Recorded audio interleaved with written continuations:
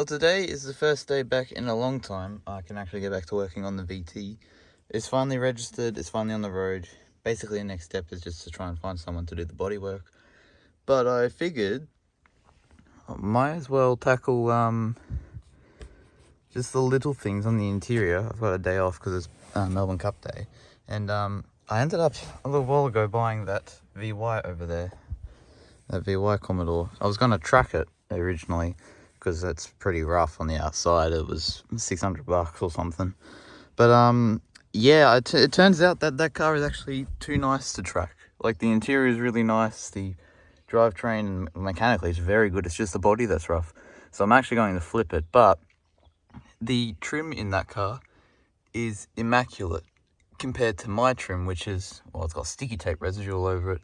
It's missing both the seatbelt, whatever these are, and it's just way better than mine. So I figured I might actually today just take it out of that car and chuck it in mine.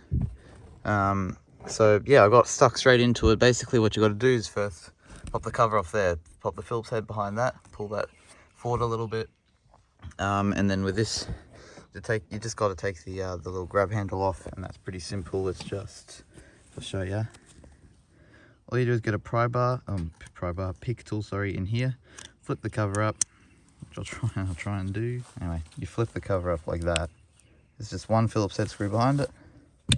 Pop that out, then you can just, this whole panel's on clips, except for right here, which is usually hidden. It's hidden down in the corner there. There's one little, one of these type of clips. I forget it. One of these clips, you got to pull the thing up, and then, yeah, then you can get it out. And it's literally just clips. Just pull it out, give it a firm pull, and then it just comes right out. And then pull the rear seat out, and then you can have access to the one, I think it's a 19 mil.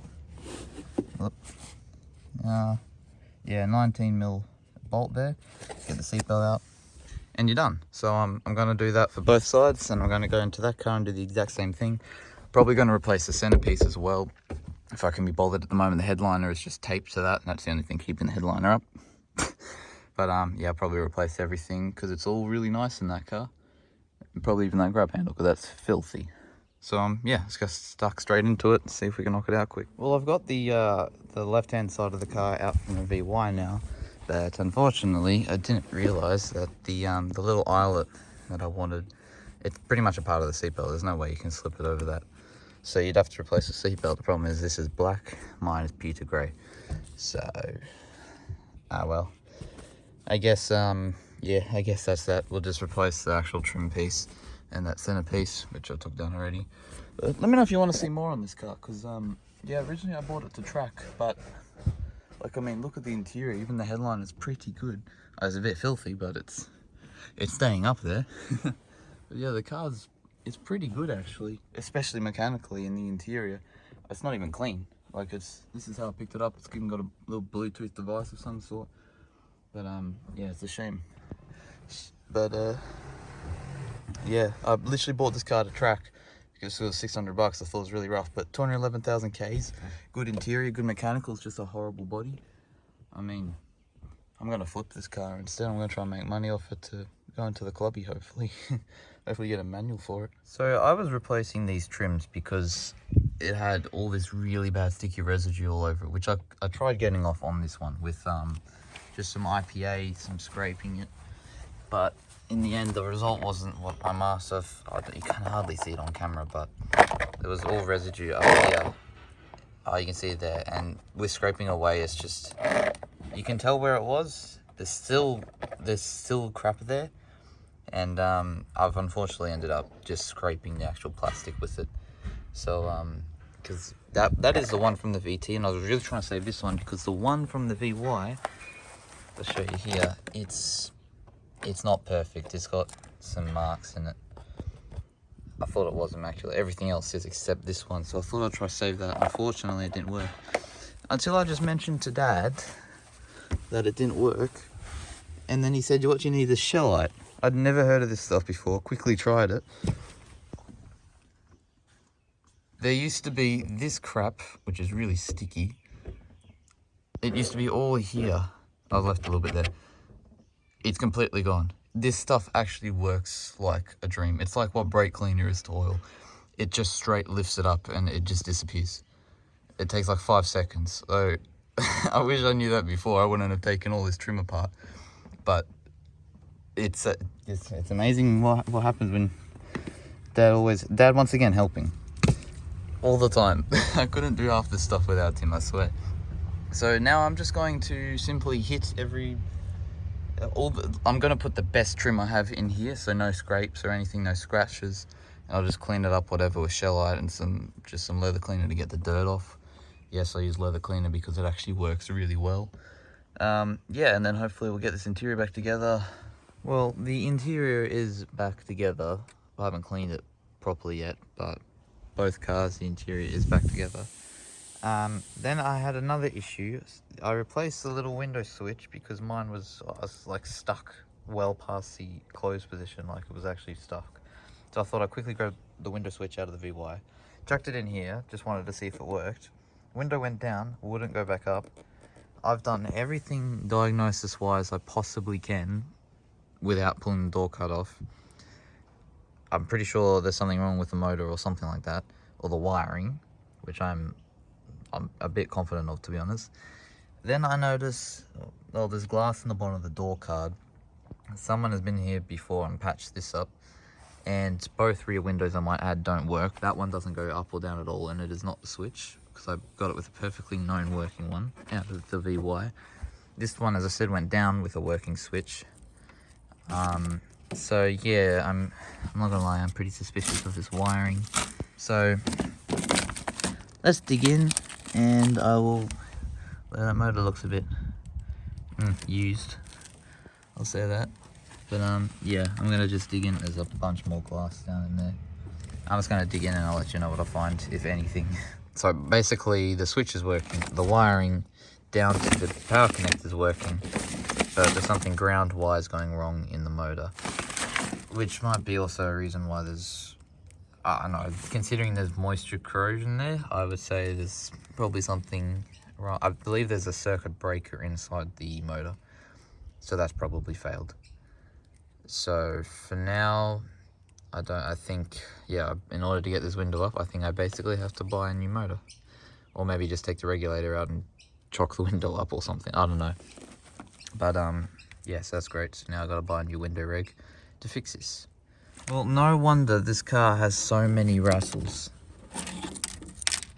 There's glass for days in here. There's old, I think that's the old window mount that slides on the rail. The rail's loose. I don't even know why it's touching the ground. Is that an old rail? I actually don't know.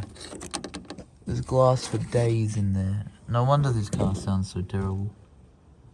With like when you shut the doors, it's probably going to rattle more now because there's no door card, but actually sounds alright now. But there's a lot of rattles in it. Certainly has been in a previous accident, no doubt about it. Or maybe it was stolen and then crashed. I don't know. It's got a clean title, but this car's got a big story behind it. I wish I could find it out.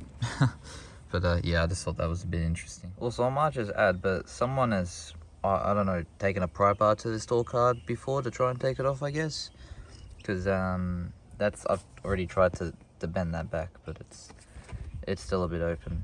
So yeah, I may need a new door card if I can't bend it back a bit more. I'll try heat later, but yeah, I've got bigger issues at the moment. Check this out. I have found the issue with this window.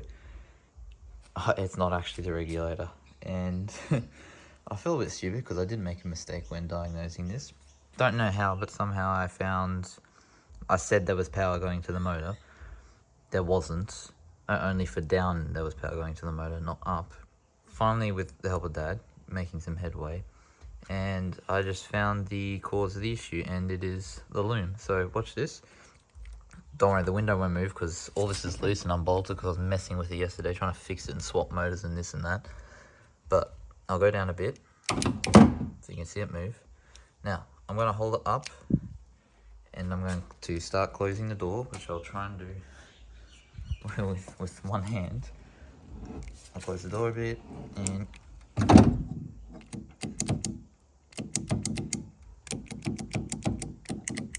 now it works. The issue is the loom. Oh, I can't fucking focus. The issue is the loom down in here. Now, I've actually found other people have had this exact issue on specific 98 VT Commodores, I believe, all built in the same week. So I'm one of the unlucky ones. And yeah, well, I've found the issue now. So I've got to fiddle with the loom, see if I can take it out, maybe replace it. But the motor's good, the rail's good, the button's good. It was the loom the whole time. So yeah, the more you know. Literally found out by just holding the switch up and just wiggling, pressing my hand on it, this and that, and then suddenly I heard it click. So yeah, nice. Well, I pulled the connector out for the door loom, which, by the way, if you are wondering how to do it, just get a flathead at the very top and at the very bottom, and then just either pull one end down, then you can pull the other end out. I was scared because I couldn't find out how to do it online, and I did not want to break this, but I did find an issue, and there is corrosion in the loom, and there's even a bit in the actual. It's a bit hard to see on camera, but there's some in there. So I'm going to try and clean this with some contact cleaner and just see if that fixes the issue. Clean the contacts. I tried it again, still wouldn't work. I even cut the seal off. It's actually glued around the edge for waterproofing. I cut that off just to see if I could have a look at the wires. I mean, I'm no electrical expert, to be honest. I can't see anything wrong. I haven't tried taking the pins out or anything, but yeah, I can't see anything wrong. And even if I put it back now and do what I did before, where I wiggle the door or wiggle the connector, I can't actually get it to go up. So what I did to just put everything back together is basically I took the connector out, and then I got some speaker wire, chucked the positive and negative end in here, and then chucked the other end in here, which is basically just extending this, but I reversed the polarities so it would wind up, basically. And it did. So I did that, then put the rivets in. The rivets are all in now, they're up, you know. So it's in place, it's firm, the window's up. It can go down if someone were to go down, but I'm probably going to actually, I'm probably going to put the old switch back in, which is stuffed. So no one accidentally rolls it down, because I do take people in this car every now and then. So yep, that's something to fix in the long run. I think long-term fix is to probably buy another inner door loom. I think this is the culprit. I really hope it's not the body loom, which goes to the BCM. But that's where we stand at the moment. The window's back up. I can drive the car. I can put everything back together. It'll be all good. Hopefully the speaker still works. That needs to work more than the window does. But yeah, we can't roll the window up and down. Then again, the other side's the exact same, so no different. But yeah, that's where we are. Now to put everything back together, and hopefully we shall be all good to go. So I'm currently doing a pressure test on the clubby. It's a pressure test, a smoke test, to see if there are any vacuum leaks, which there are. The sump gasket is leaking. I've got a better video of it here. There you go, you can see the actual sump is leaking. That's what's bubbling there, and there's a lot of smoke coming up from there. So no, sump gasket's leaking, and if we come to the other side, I think the rocker cover is leaking. You can't really see the smoke, but I'm pretty sure the rocker cover gasket's leaking down there quite fierce. So found 2 leaks. Surprisingly, none of these vacuum hoses are leaking. So I guess that's good news, but the sump gasket is not good news, because that's basically an engine out job. Nice. And the dipstick's also leaking, so I need a new dipstick. The little things. Far out, just had some guy put on some basically clear coat that you apply. Look how good that looks. It's nuts. Looks bloody brand new, and he put some on here too. Give it a bit of a polish to get some of the orange peel out from here. It looks mad. I don't know if you remember, but I said this steering wheel was only temporary, just to pass the roadworthy. That's why it was only temporary. Huge shout out to Jared from In Charge Automotive Enhancements in Airport West, because he nailed this steering. This was the original HSV steering wheel that came with it. It had the completely torn leather and everything. And asked him, could you just do some Alcantara, red stitching and pinstripe? And yeah, this turned out way better than I thought it could turn out. It's absolutely mega.